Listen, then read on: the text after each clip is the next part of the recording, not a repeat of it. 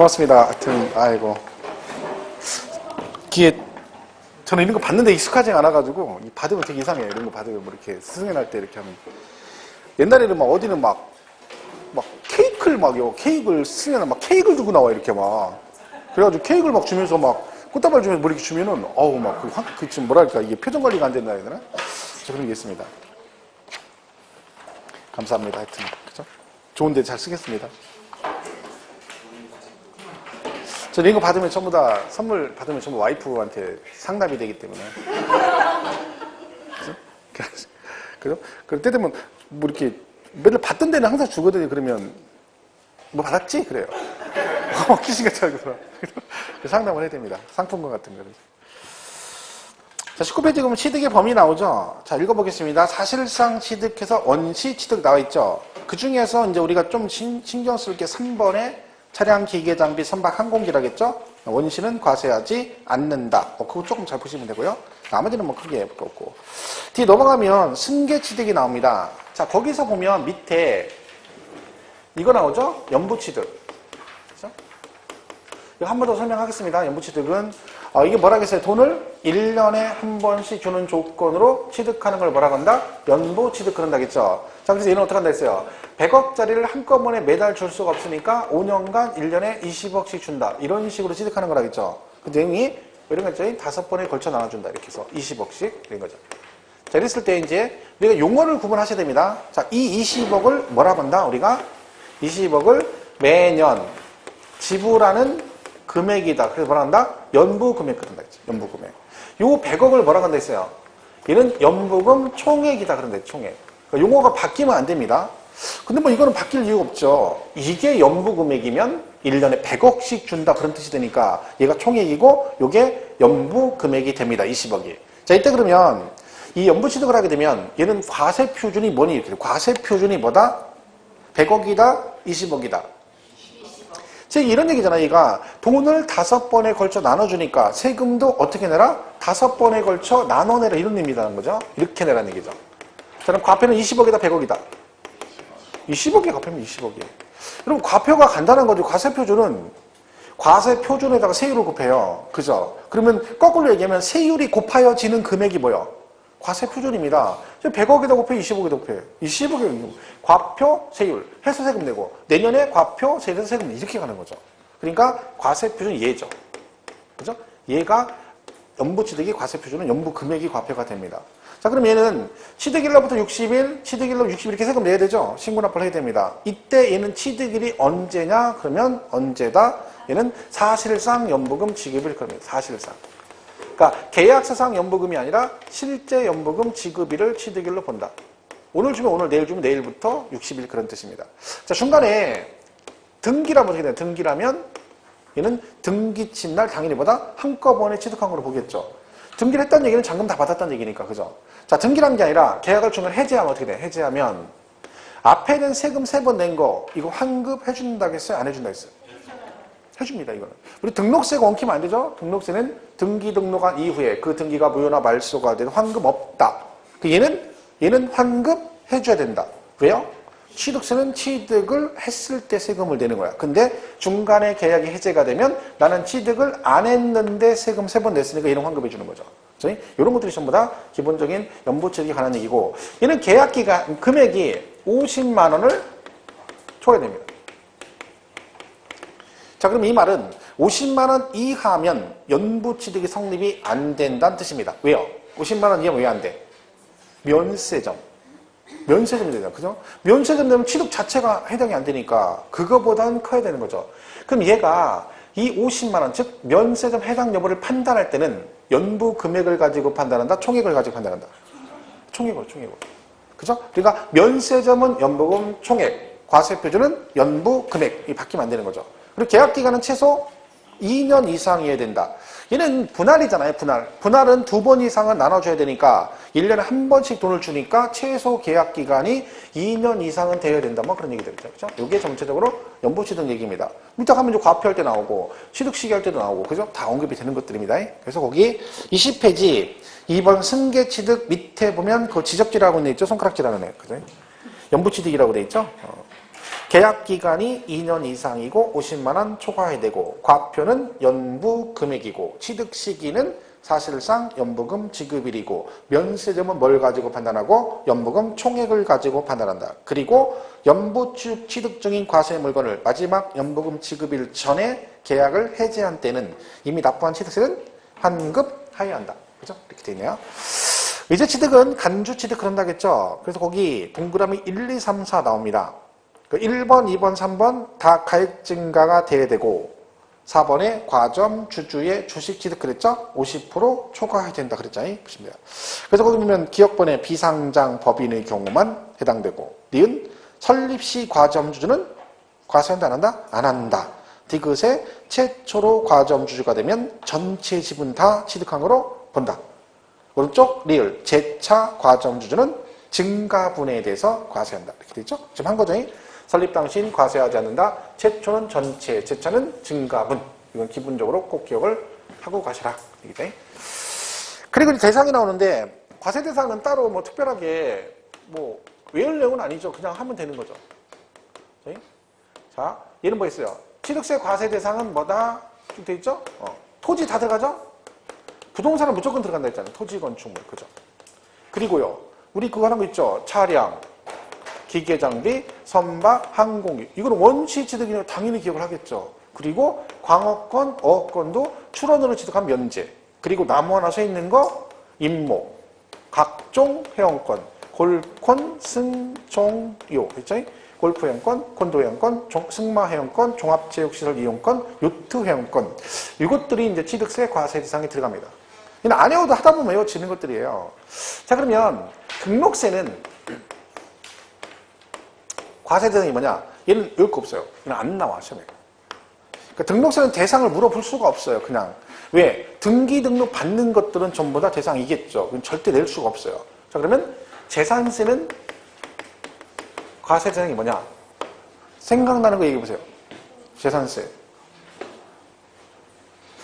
일단은 공통상은 부동산은 공통이라니까요. 부동산. 토지 건축물 토지. 그죠? 그리고요. 머리를 좀 짜보세요. 어디 있어? 뭐? 집이 뭔지 생각 안 나? 집이 없어? 나는 무주택이잖아. 주택이. 사실 재산세는 주택이 제일 중요해. 주택이 제일 기본이야. 선박항공 있지도 않은 선박항공기를 얘기를 해. 집에 있어 선박항공기? 그죠? 이런 거죠. 이 5개가 이제 5개. 그러니까 얘는 이거 나오면 우리가 뭘 꼭 기억하시라 했어요. 과세 방법이 주택은 토지 건물 따로따로 과세하지 않고 한꺼번에 과세하는데 그걸 머릿속에 딱 박혀 있어야 된다 그랬잖아요. 그죠? 그러니까 이 부동산 3개하고 선박 항공기가 재산세 과세 대상에 들어갑니다. 그죠? 자, 그러면 종합부동산세 과세 대상은 뭐냐? 자, 일단 종부세는 뭘 먼저 내야 돼? 재산세를 내야 되니까 대상이 이 중에 있는 거죠. 이 중에 뭐 종합부동산세니까 선박항공이 상관없고 부동산 3개 중에 뭐 토지하고 주택만 깁니다. 꼭 기억할 건 건축물은 종부세 안 낸다는 거 꼭 기억하시고요. 자, 주택 종부세 냅니다. 그리고 토지인데 토지는 재산세 토지는 3가지로 구분해서 과세가 되죠. 뭐예요? 분리과세, 별도합산, 종합합산입니다. 이때 뭐는 종부세 안 낸다? 분리과세는 아니고 별도합산 대상 토지와 종합합산 대상 토지만 내죠. 그래서 이 3개가 종부세 과세 대상이 됩니다. 물론 일정 금액을 초과를 해야 되기 때문에 얘 같은 경우는 80억 초과, 종합은 5억 초과, 주택은 6억을 초과했을 때 과세가 되도록 되어 있습니다. 자, 양도세는 당연히 부동산 들어가죠? 토지, 건물. 자, 그럼 이제 토, 건, 부기 이거 기억하셔야겠죠? 토, 건, 부기. 토지, 건물, 부동산에 관한 권리, 기타 자산, 그리고 주식 등, 그리고 파생 상품 이렇게 됐죠. 그래서 이거 할 때 뭘 기억하시라 했어? 큰 제목 이렇게 묶고 이렇게 묶고 이렇게 간다. 이걸 먼저 구분하시라 그랬죠. 그래서 우리가 이렇게 구분된다는 걸 알아야 나중에 다른 내용 이해할 수 있다. 파생 상품은 기본 공제할 때 그건 빼고는 안 나옵니다. 소득별 공제할 때 250, 250, 200 그때만 나와. 나머지는 뭐가 중요하겠어요? 요거하고 요거 2개가 구분된다 이렇게 해서 얘는 뭐 취득시 의제도 서로 다르고 그죠? 기본 공제도 각각 다르고 예정 신고 기한도 얘하고 얘하고 다르다 그랬잖아요. 이게 우선이고 그리고 여기 부동산에 관한 권리 들어가면 임차권 나오면 뭘 기억해라? 임차권 그러면 등기된 그리고 기타 자산에서 영업권 나온 뭐 사업용 고정자산과 함께 양도하는 영업권 이렇게 기억을 하시면 됩니다. 제가 오리걸 강의 이렇게 할 겁니다. 앞으로 계속. 그러니까 대상할 때 이런 식으로 한 번씩 그냥 자세히는 얘기 안 하고 그냥 되새김질만 하고 가는 거죠. 그죠? 그 등록세 대상할 때 또 취득세, 재산세, 종부세, 양도세 얘기하고 해서 세뇌 교육을 시키는 거예요. 세뇌 교육을 계속 되새김질하게. 그죠? 그러니까 이거는 스트레스를 받으면 안 돼요. 어디 가니까 제가 물어보니까 대답을 못 하니까 막 자기 혼자 스트레스만 열받아 죽으려고 그래. 왜? 제 종부세 그랬더니 생각이 나야 돼. 생각이 안 난대. 이거를 생각하라고 하는 게 아니라 안 나니까 계속 얘기하는 거야. 그 6월달 가면 수업 시간에 하여튼 최소한 5번 듣겠죠. 똑같은 얘기를. 그죠? 그런 차원 하는 거니까 어차피 지금은 막 세부적인 내용을 설명할 그런 단계는 아닙니다.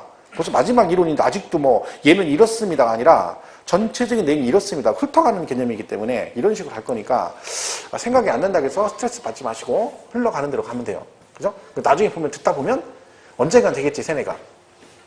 그죠? 그날이 빨리 와야 될 텐데. 자, 그래서 그 21페이지 3번의 과세대상에서 그 나와있을 박스 보시면 되고요. 그 4번에 과세권자가 나오죠? 과세권자. 얘는 원래 특, 광, 도세 이렇게 돼 있잖아요. 근데 어떻게 한다 했어요? 징수는 시, 군, 구에. 징수를 뭐 했다? 위임했다. 이렇게 나와. 위임. 그죠? 그 세금은 여기다 내는 거죠. 시군구에. 이때 과세권자는 누구라 했어요? 특광도 시군구. 특광도 왜 그게 가져? 그죠? 그러니까 특광도지사가 과세권자지 시장군수구청장 그러시면 안 됩니다. 위임을 해서 걷는 건 얘네가 걷지만 실질적 권한은 얘한테 있기 때문에 과세권자가 시장군수구청장 그러시면 안 된다. 그건 좀 조심하시면 되죠. 자, 뭐 이렇게 보시면 되고. 자, 넘어가서 22페이지를 보겠습니다. 문제가 또 있네, 거기. 기출문제 정리라고 돼 있죠. 자, 1번 보세요. 콘도미니엄 회원권, 등기된 부동산 임차권, 골프 회원권, 지목이 잡종지인 토지, 승마 회원권 모두는 지방세, 취득세, 과세의 객체가 되는 취득의 목적물에 해당된다. 말 겁나 복잡한데 결국 과세 대상이 된다 그런 얘기죠. 맞나요? 네. 콘도 회원권, 등기된 부동산 임차권, 골프 회원권, 지목이 잡종지인 토지, 승마 회원권 이건 뭔다? 모조리 취득세, 과세 대상이 된다. 맞아요? 틀렸죠? 뭐가 틀렸어요? 그쵸. 임차권은 취득세 대상 아니에요. 이거는 양도세 과세 대상이지.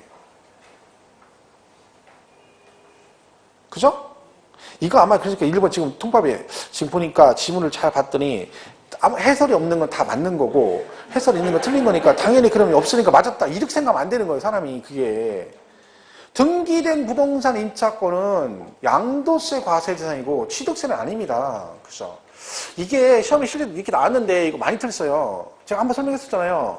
이게 등기된 부동산 임차권 쓰려고 했는데 4번에 지목이 잡종지인 토지 이걸 많이 썼다니까요. 대상 아닌 거 왜? 이거 그냥 토지가 아니라 잡종지인 토지래. 야, 이게 보통 토지가 아니구만. 이래가지고 얘는 뭐야? 얘가 틀렸다고 고르는 사람 되게 많아요. 이때 시험 볼 때. 등기된 임차권은 우리 부동산 임차권 맨날 양도 쓸 때 강조하는 건데 취득세는 아니죠. 임차권은 무슨 취득세를 내요. 그죠? 등기된 부동산 임차권은 뭐 양도세 대상이죠. 나머지는 전부 다 취득세 과세 대상 맞습니다. 2번 취득세 과세 대상은 부동산, 차량, 기계, 장비, 임목, 항공기, 선박, 광업권, 어업권, 골프형, 콘도, 기타 등등 이걸 말한다. 맞죠? 얘들이 과세 대상이잖아. 그죠? 얘들이. 2번이 맞는 얘기고. 3번 교환에 의한 농지 취득. 취득세 내나요? 네. 농지를 교환으로 취득했고 건축물을 건축. 그죠? 그 다음에 증여에 의한 콘도미니엄 회원권 취득. 그 다음에 매매에 의한 특허권 취득. 얘는 아니죠. 특허권은 취득세 아니죠. 매매 얘가 아니죠. 틀렸죠. 그 다음에 토지 사실상 지목 변경 가액증 간주 취득. 이 모두는 취득의 과세 대상에 해당된다. 다 맞는데 뭐가 틀렸어? 특허권은 취득세 안 내잖아요. 말도 안 되는 얘기죠. 4번 차량, 기계, 장비, 항공기 및 주문에 건조한 선박은 원시 취득에 한하여 납세 의무가 있다. 이거 잘못하면 시험 나오면 언뜻 읽으면 또 맞았다고 하는 사람이 있어요. 원시 어쩌고 다니고 맞았어 그러면 안 돼. 원시 취득은 과세하지 않으니까 언제 승계 취득에 한하여 그래야 되는 거죠. 그렇죠. 5번 민법 등 관계 법령에 따른 등기를 하지 아니한 부동산 취득은 사실상 취득하더라도 취득한 거로 볼 수 없다. 틀렸죠. 세법 뭐예요? 등기 등록하지 않았어도 사실상 취득하면, 실질적 취득을 하면 납세 의무가 있다 그랬잖아요. 그럼 틀렸죠. 등기하고 상관없다 했잖아요. 세법은. 그죠? 6번 토지 지목을 사실상 변경함으로써 가액이 증가됐대. 그럼 뭐요? 간주 취득이죠. 맞고. 7번 개인 간 부동산 교환하는 경우는 취득세를 과세하지 아니한다. 말도 안 되는 얘기죠. 개인 간 토지 교환은 유상승계잖아. 그죠? 매매인데 당연히 과세가 되죠. 8번 다음에 모두는 지방세법상 부동산 유상취득으로 본다. 이렇게 돼 있네요. 그죠? 여기 보시면 뭐 공매를 통해서 배우자 부동산. 자, 이건 뭐냐면 뒤에 납세 의무자 할 건데 미리 설명을 하겠습니다. 일단 우리가 세법상으로 배우자, 직계, 존비속. 자, 이게 나오죠. 자, 얘 나오면 무조건 뭐라겠어요? 증여. 그죠? 그러니까 얘가 취득세에서 나오든 양도세에서 나오든 배우자, 직계, 존비속 그럼 무조건 증여입니다. 왜? 식구끼리니까 무조건 뭐다? 공짜로 주고 받은 걸로 본다. 근데 얘가 어떤 의미를 내포하고 있다 했어? 추정의 추정. 그죠? 추정의 뜻을 내포하고 있다 그래요. 추정. 이게 무슨 뜻이라겠어요? 증여로 보긴 하는데 입증을 하면 대가 관계를 객관적으로 입증하면 정상적인 거래로 볼 수 있다. 즉 일반적인 양도와 매매, 일반 매매로 볼 수 있다 그런 뜻입니다. 그러니까 증여가 아닌 뭐 유상증계 취득으로 볼 수도 있다. 입증하면 그런 뜻입니다.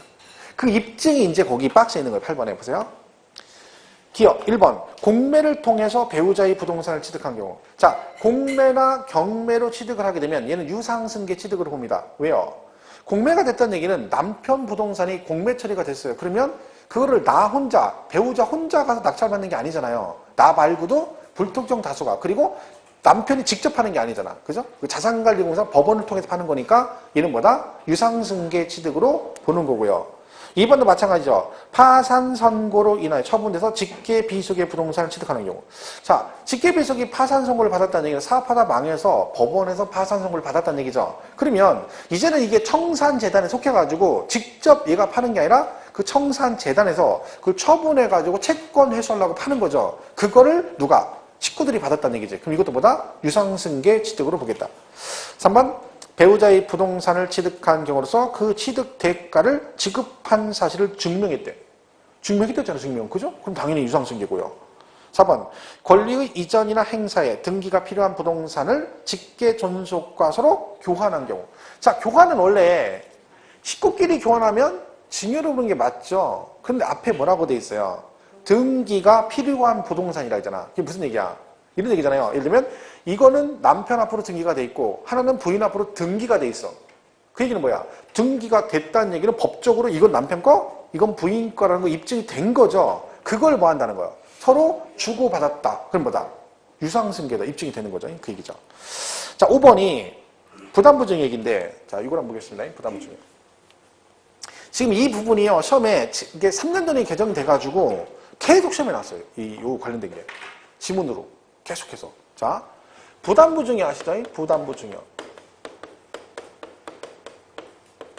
자, 이게 이제 우리 양도세에서 뭐예요? 증여를 해주는데 그냥 안 해주고 조건부로 증여해준다. 네가 내 대신 뭔가를 떠안아라. 인수해라. 그럼 내가 그 조건부로 증여해주겠다. 해죠? 그래서 이게 이제 이런 거라 했잖아요. 10억짜리 부동산을 갑이 을한테 뭐를 해줘? 증여를 해주는데 그냥 안 해주고 조건을 걸었다. 그게 뭐다? 여기 채무 3억 있는 걸 을 네가 내 대신 뭐해라? 부담해라. 그러면 이걸 부담하는 조건부로 내가 너한테 10억짜리를 그냥 주겠다. 이게 뭐다? 부담부 증여입니다. 자, 이렇게 하게 되면 양도세에서 어떻게 한댔어요? 요 3억은 원래 누구의 채무다? 갑의 채무인데 갑이 을한테 떠넘겼기 때문에 결론적으로 뭐다? 을로부터 3억을 받아서 은행빚을 갚은 거고 똑같은 케이스가 되니까 이만큼은 돈을 받고 파는 걸로 봐서 뭘로 봐? 양도로 본다겠고 나머지 7억만 뭘로 본다? 이것만 증여로 본다 그랬죠. 이게 부담부 증여 얘기입니다. 해서 얘는 증여세를 내고 얘는 양도세를 내라 그런 얘기죠. 자, 7억에 대한 증여세는 갑을 중에 누가 납세 의무자다? 을이죠. 을. 사람 양심이 있어야 된다 그랬죠. 자, 양도세는 누가 낸다? 갑이 냅니다. 이게 양도세 얘기입니다. 자, 그러면 얘는 취득을 했으니까 뭘 내야 돼요? 취득세를 내야 된다는 얘기지. 그럼 이때 얘가 취득세를 어떻게 내느냐 그런 얘기죠. 자, 이거는 뭐 간단합니다. 그대로 가면 돼. 외울 것도 없이 주는 대로 가면 돼요. 주는 대로 이렇게. 주는 애가 뭐 있대? 요 채무액은 돈 받고 팔았대잖아. 그럼 나는 돈 주고 산 거죠. 그죠? 얘는 주는 애가 공짜로 줬대잖아. 그러면 공짜로 산 거죠. 간단하죠, 이게. 그죠? 그러니까 부담부 증여시 채무액에 해당하는 부분은 뭔다? 유상으로 취득한 거로 보고 채무액 이외의 부분은 무상으로 취득한 거로 본다. 이거는 근데 요거 하나만 딸랑 기억하면 헷갈리니까 이 부담부 증여 연관져서 같이 기억하면 그러면 이건 안 외워도 당연한 얘기를 하고 있는 거죠. 그죠? 그렇게 정리를 하시면 됩니다. 이게 여러 번 나와서 계속 개정되고 나서 어제 그러니까 기출문제 푸는데 요걸 풀니까 이걸 막 몇 번 나오니까 나중에 뒤에 가니까 그냥 다 대고 그냥 이게 답이래. 이렇게 되는 거야. 그죠? 5번 보세요. 뭐라고 되어 있는 동그라미 5번.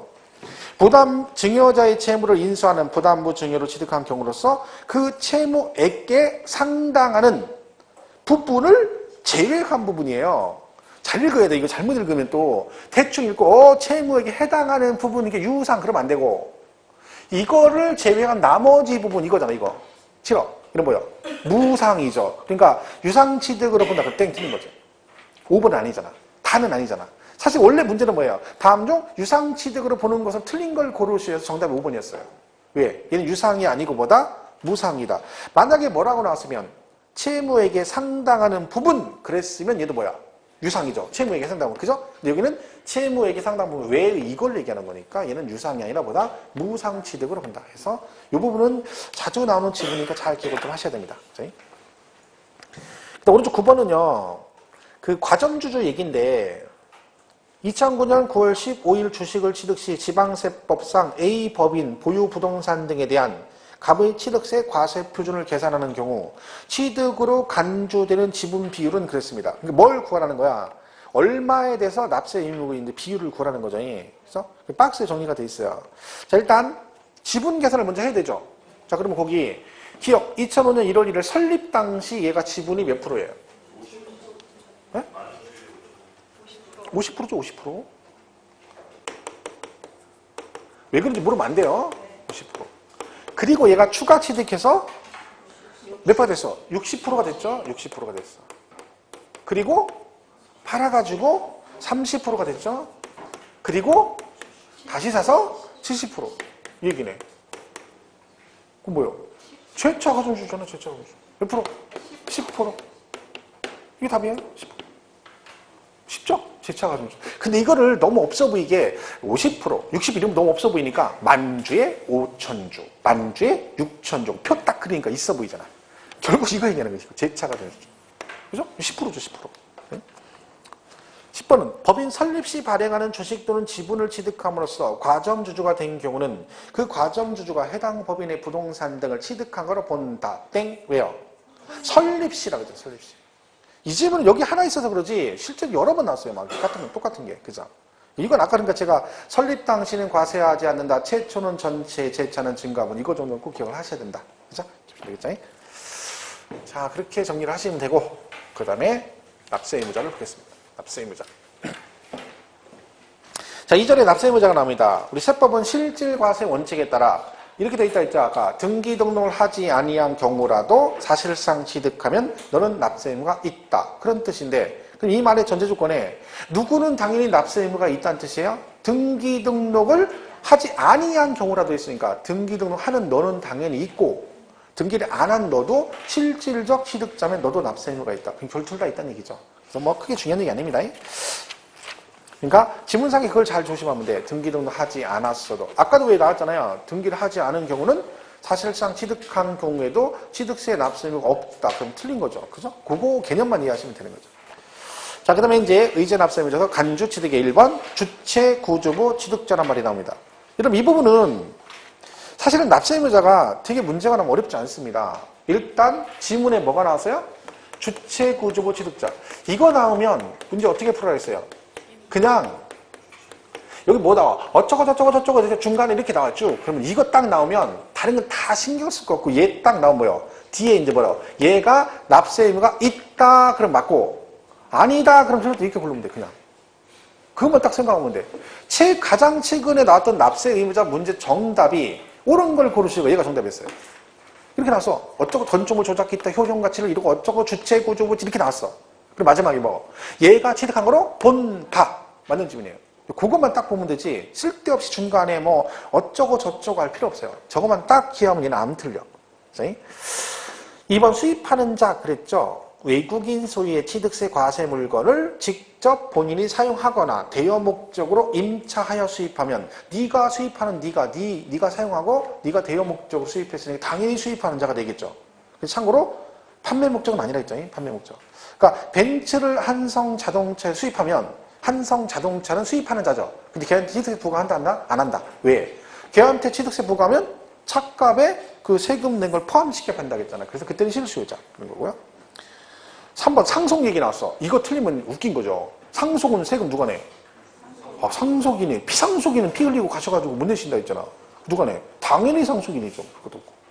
4번도 마찬가지입니다. 이거 틀리면 안 되죠. 왜? 얘는 대놓고 지문이 뭐라고 나온댔어? 주택, 조합 등이 조합원, 용으로 이렇게 나온다니까. 조합원, 용. 그럼 누구 거라는 겨? 조합원 거. 세금 누가 내야 돼? 조합원. 근데 뭐라고 나와요? 조합원용 외의 부동산. 그럼 누구예요? 조합이에요. 그건 조합. 그러면 이 답이 그냥 읽으면 답이 나오는 건데 뭐 이게 문제 풀 게 뭐 있습니까? 5번, 6번은 써놓긴 했는데 이건 거의 물어본 적이 없어요. 간주취득에 있는 변경 시점 소유자라고 돼 있죠? 그리고 이 공부하실 때 꼭 5, 6번 괜히 신경 써서 읽을 건 없습니다. 7번도 마찬가지인데 시설 대여업자는 뭐예요? 내가 시설 중장비 대여업을 하는데 그죠? 대여하려면 시설 대여업자가 중장비를 사가지고 대여를 하겠죠. 근데 명의를 내 앞으로 하든 대여받는 사람 앞으로 하든 관계없이 실질적 취득자는 누구니까 대여업자니까 세금을 뭐라? 명의와 관계없이 네가 내라. 뭐 그런 얘기고. 8번은 금방 했죠. 배우자 등으로부터 취득은 뭘로 본다? 증여로 본다겠죠? 근데 추정이니까 단 다음의 경우는 유상으로 취득한 거로 본다 해서 거기 박스 있죠? 이거 앞전에 문제 풀었던 건 똑같은 얘기예요. 그죠? 잘 보시면 되고요. 9번의 부담부 증여도 설명했죠. 그 채무액에 상당하는 부분은 뭘로 본다? 유상으로 취득한 거로 본다.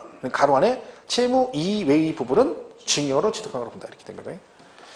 10번은요. 상속 개시 후 재분할. 이건 뭐냐면 만약 예를 들면 이렇게 이게 부동산이 있겠는데 각자 상속을 받았어요. 근데 얘는 공동 상속을 받아. 이거는 갑을병이. 그래서 지분이 3분의 1씩 이렇게 받은 거죠. 3분의 1씩. 지분이 확정됐죠? 그래서 각자 등기를 했어.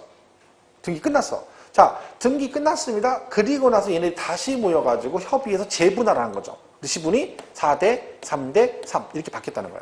그러면 이 갑은 지분이 증가됐죠. 누가 준 거예요? 을하고 병이 이렇게 준 거잖아요. 그럼 얘는 상속한 거 증여한 거다. 증여죠. 아까 상속은 끝났잖아. 왜? 등기하는 순간 상속 끝났고. 그러면 이제부터 얘네가 주는 건 살아있는 얘들이 얘한테 주는 거니까 뭐다? 증여한 걸로 본다. 그래서 그 10번에 상속 개시 후 상속분이 확정되어 등기 등이 된 후 그 상속 재산에 대해서 공동상속인이 협의하여 재분할한 결과 당초 상속분을 초과하여 취득하는 경우 상속분이 감소한 상속인으로부터 뭐? 증여로 취득한 거로 본다. 뭐 그런 얘기네요. 과정준 아까 했으니까 뭐 보시면 되고요. 12번은 공간정보의 구축 및 관리 등의 법률에 따른 대중 국계법에 따른 택지공사가 준공된 토지의 지목을 자 그러면 여러분 택지공사 끝나가지고 준공이 되면 지목이 다 뭘로 바뀌나요? 대로. 현재 얘가 나대지 상태인 거죠. 근데 얘가 어떻게 됐다는 거야? 건축물과 그 건축물에 접속된 정원 및 부속시설물 부지로 변경됐다는 얘기는 자 건축물 부속 토지로 변경됐다는 얘기는 거기다 뭘 줬다는 얘기야? 건물을 지었다는 얘기고 아니면 얘가 어떤 용도로 그 정원 부지나 부속시설물 부지로 용도가 바뀌었다는 거죠. 그래서 얘가 뭐가 되면 용도가 바뀌었으니까 가액이 증가가 되면 너도 취득으로 봐서 과세하겠다. 그런 얘기 드립니다. 그 다음에 신탁재산 얘기는 뭐냐면 이렇게 신탁을 했어요. 그 얘를 뭐라고 한다냐면 위탁자, 수탁자 그래요. 그래서 얘를 위탁자고 얘를 수탁자 그럽니다. 자, 얘가 A하고 B라는 부동산이 있어요. A하고 B라는 이거를 얘가 얘한테 신탁을 했어 이렇게. 그렇죠? 이 얘기입니다. 자, 그러면 근데 뭐 저기 지금 뭐야 목욕탕 저기는 참. 이 들고 가면 되겠어. 나중에 끝나고 목욕 갈 때 가져갔다 또 갖고 가면 되겠어. 의자 안고. 근데 이건 뭐 하는 게 이거? 물 받는 것도 구멍 났는데? 그죠? 됐어요. 안 보여도 돼. 참, 강의에 오래 하다 보니 별걸 다 본다니까. 난 이런 것도 처음 봐. 이렇게 목욕탕 거기다 발 갖다 올리는 거 처음 봤다니까. 처음에는 깜짝 놀랐어요. 왜 저걸 가지고 왜 그래서 훔쳐왔나 목욕탕에서. 그때 그죠? 한두 개가 아니네 이제. 편하긴 합니다. 그죠? 편하긴 하죠. 아, 선풍기 하나 사야 되네. 이거 핸드 선풍기 사야 되니까 안 샀네. 깜빡이고. 있어 또 어디? 아, 그러니까 저거 없는 게 없어. 다 있어. 웬만하면 다 있어. 저기 괜찮은 것 같아. 들고 다니면서 전철 타고 이제 더울 때 이렇게 싹 하면 그죠? 갖고 다니는 돈 하나 살라고 그래. 11,900원이더만. 쿠팡에서 그죠? 자, 얘는 보세요. 신탁재산이죠. 혹시나 해서 물어보는데 얘가 지금 AB 부동산의 위탁자가 있는데 얘를 넘어갔죠. 등기가 넘어갔어. 그럼 얘는 취득세를 내릴까 안 낼까요? 응? 이건 비과세지 비과세. 그 탁탁탁 할 때 그 탁탁탁 기억나시죠? 위탁자 수탁자는 비과세죠 비과세. 자 근데 그러면 나온 김에 그러면 이게 넘어갔죠? 그럼 재산세 납세 의무자 누굴까요? 둘 중에. 재산세 납세 의무자 누구예요? 이거 수탁자. 이거는 재작년에 개정되고 시험에 연장 2번이나 나왔어요. 원래 위탁자였다가 법이 개정된 거잖아. 몇 년 전에. 그죠? 누구? 수탁자. 이렇게 돼 있어요. 자, 그래서 치고. 자, 이 상태 넘어갔는데 지금 이 얘기는 뭐냐면 이 위탁자 지위가 갑병한테 지위가 이전됐대. 그럼 이게 뭔 얘기예요? 팔았다는 얘기잖아, 얘가. 그러면 이 AB 부동산은 원래 갑거였죠. 근데 명의는 누가 앞으로 했어? 을앞으로 돼 있잖아요. 그러면 이 지위가 얘한테 넘어가면 이 AB 부동산 누구 거다?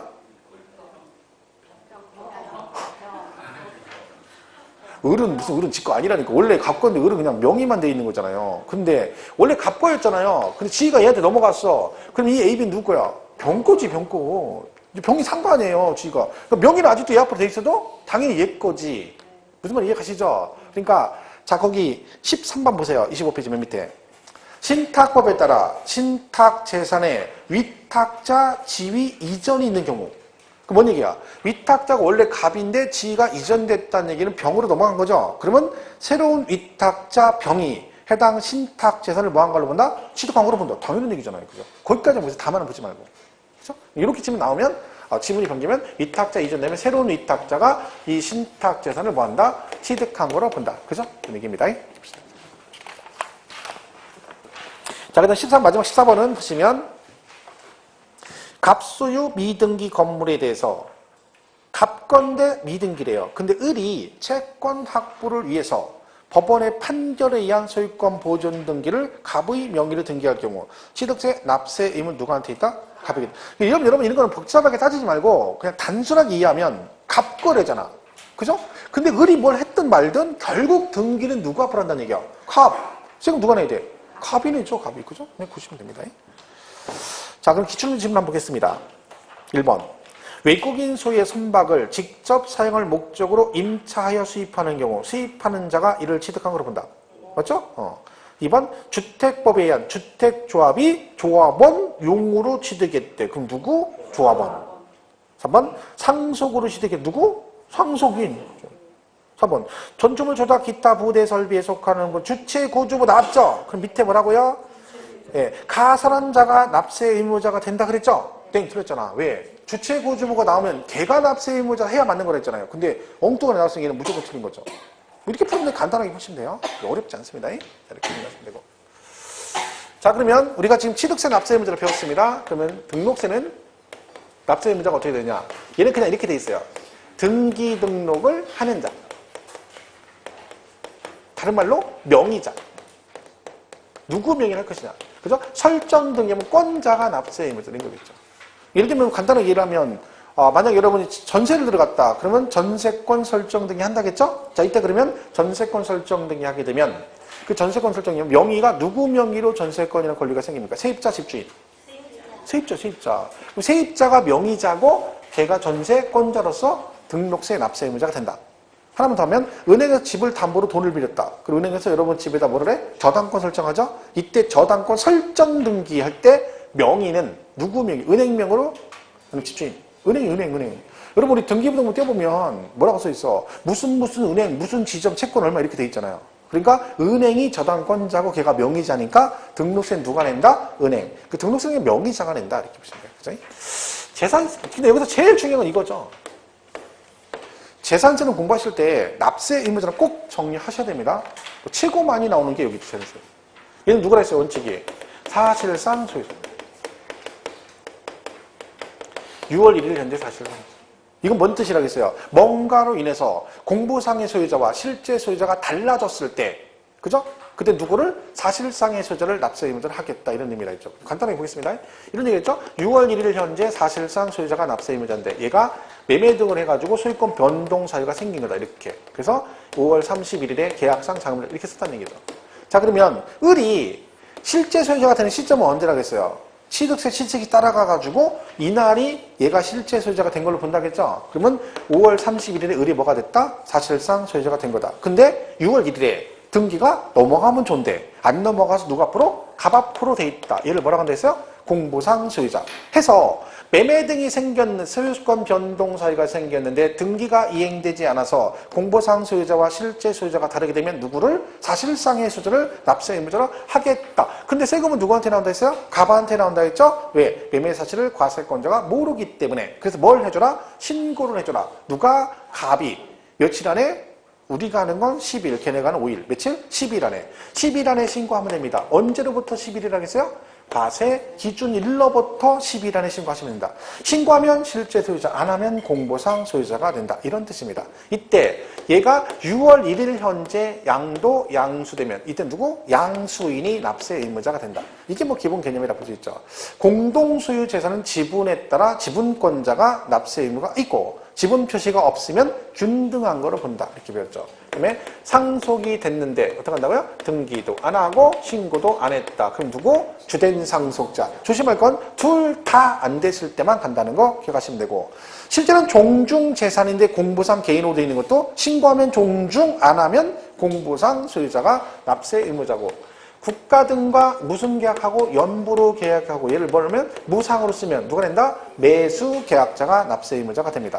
채비지 보리지는 사업 시행자가 내고요. 신탁 재산은 아까 누구? 위탁자, 수탁자. 수탁자가 납세 의무자고 소유권의 기속이 분명하지 않다. 그러면 사용자가 납세 의무자다. 그죠? 그래서 이거는 잘 기억해서 틀리면 안 됩니다. 나오면 무조건 맞춰야 돼요. 그다음에 종부세는 그냥 있죠? 별도, 종합. 주택에서 뭔다? 얘는 일정 금액을 초과해야 된다 그랬죠? 그러니까 납세 의무자는 누구다? 얘는 80억을 초과하는 자, 얘는 5억을 초과하는 자, 얘는 6억을 초과하는 자가 납세 의무자가 됩니다. 간단하죠?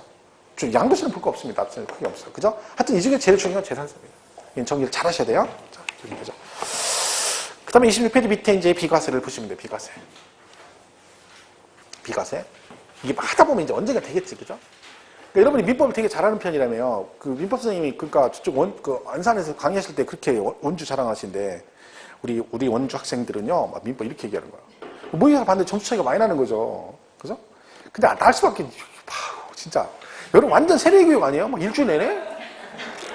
그게 아닌 민법을 그렇지 않으면 그렇게 안 하면 진짜 민법을 잘할 수가 없어요. 근데 뭐라게 막 사람한테 들들들 볶으니까. 안 할 수가 없어. 뭐, 같은 얘기를 일주일 내내 뭐 한 3일씩 하는데 그걸 뭐, 무슨 방법, 못할 수가 없는 거, 못할 수가 없는 거. 그죠? 참감하고 앉아서 눈만 부릅뜨고 앉았으면 되는 거야.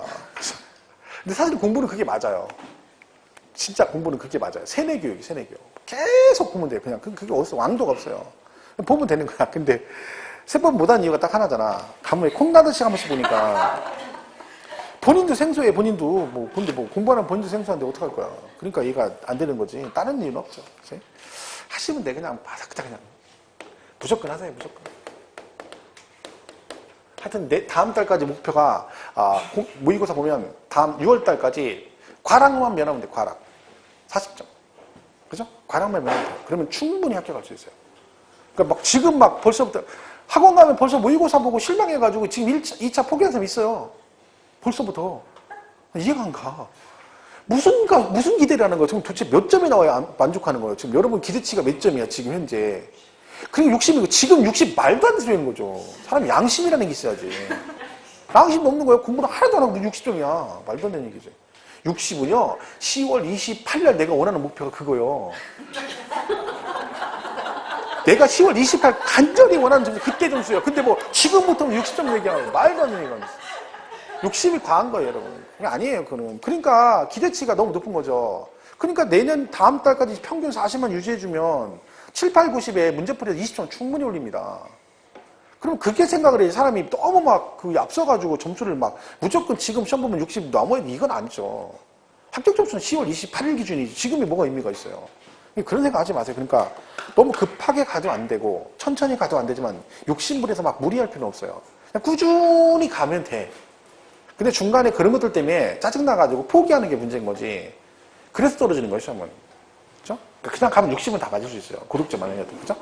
자, 비과세는 거기 6개가 나와 있는데, 첫 번째 국가 등은 전부 다 비과세라고 했잖아요. 모든 과세, 그죠? 모든 조세가 다 비과세입니다. 단, 1번에 뭐라고 돼 있어? 외국 정부는 상호주의해야 한다. 그죠? 눈에는 눈, 이에는 이. 그랬죠? 그랬고.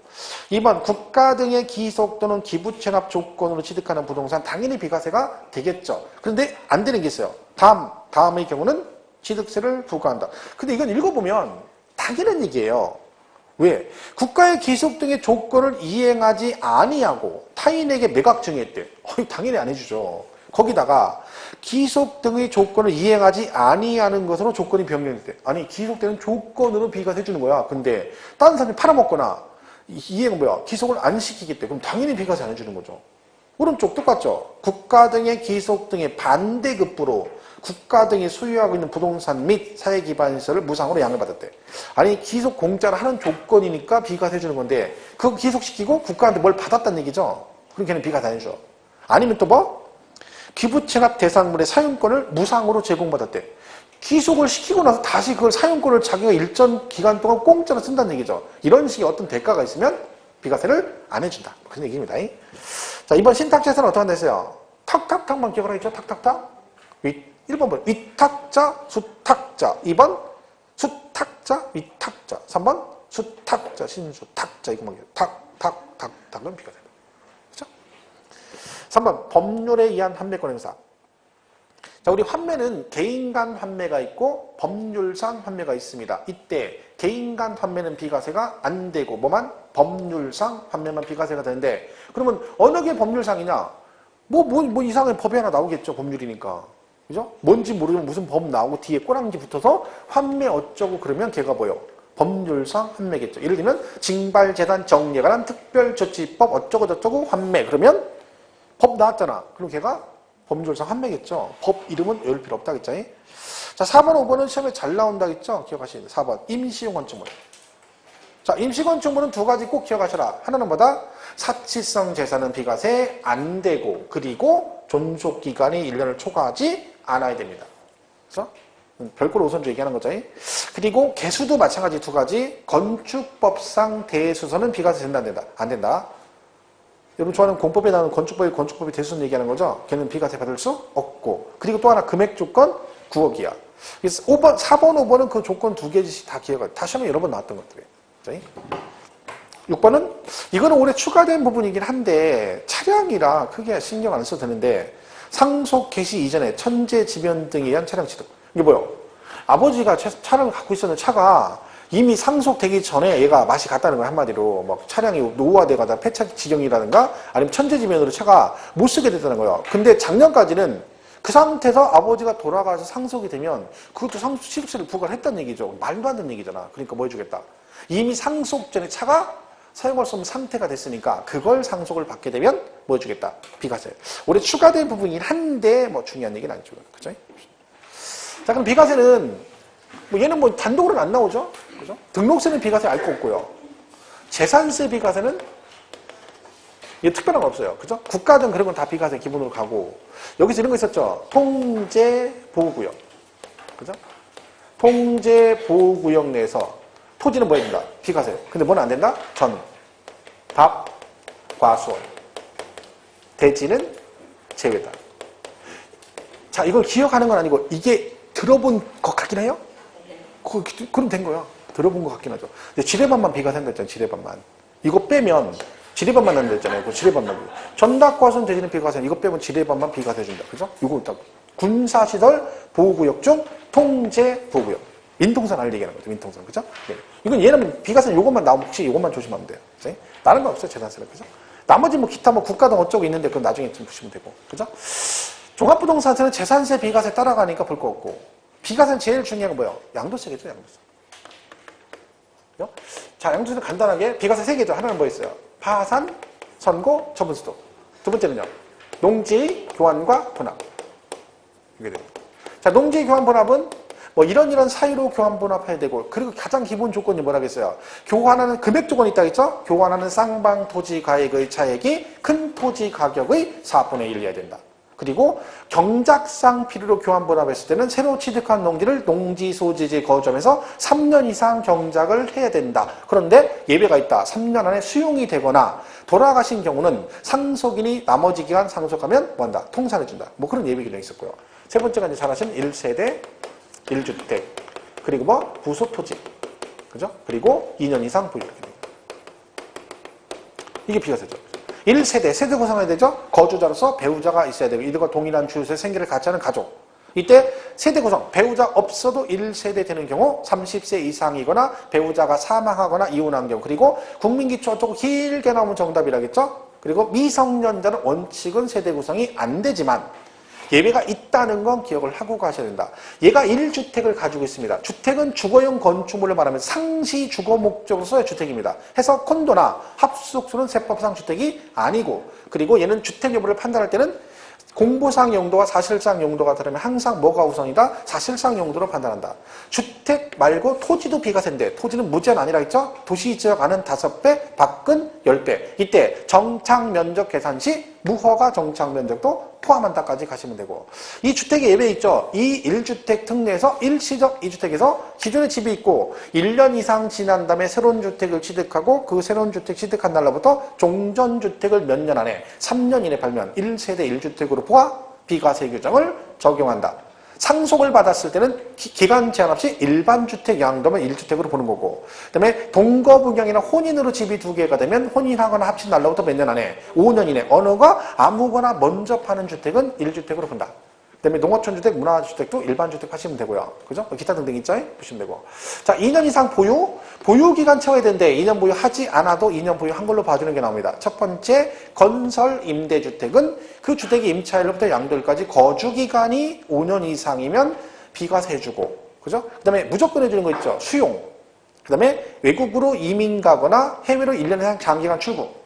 자, 근데 해외는 둘 다 못 팔고 나가면 몇 년 안에 출국일로부터 2년 이내 팔면 너도 비과세는 받을 수 있다. 그리고 뭐 있어요? 1년 이상 거주만 하면 돼요. 1년 이상. 그죠? 치약상 형편. 누군 안 돼? 유초종 안 되고. 그 다음에 질병치료. 그리고 근무상 형편. 해서 세대 전원이 다른 시군으로 가면 뭐나 보유기간에 관계없이 비과세 받을 수 있다. 뭐 이런 것들이 뭐 비과세 기본적인 얘기들입니다. 이렇게 정리하시면 되겠죠. 나중에 또 뭐 정리 쭉 하시면 돼요.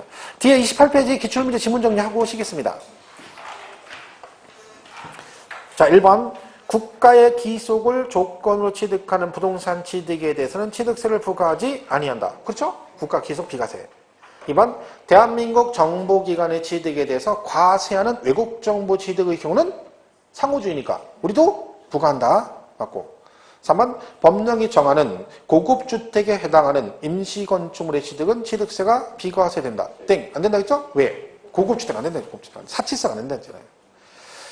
4번. 국가, 지자체 또는 지방자치단체 기속 또는 기부채납 조건을 취득하는 부동산은 뭔다? 비과세. 그죠? 비과세고.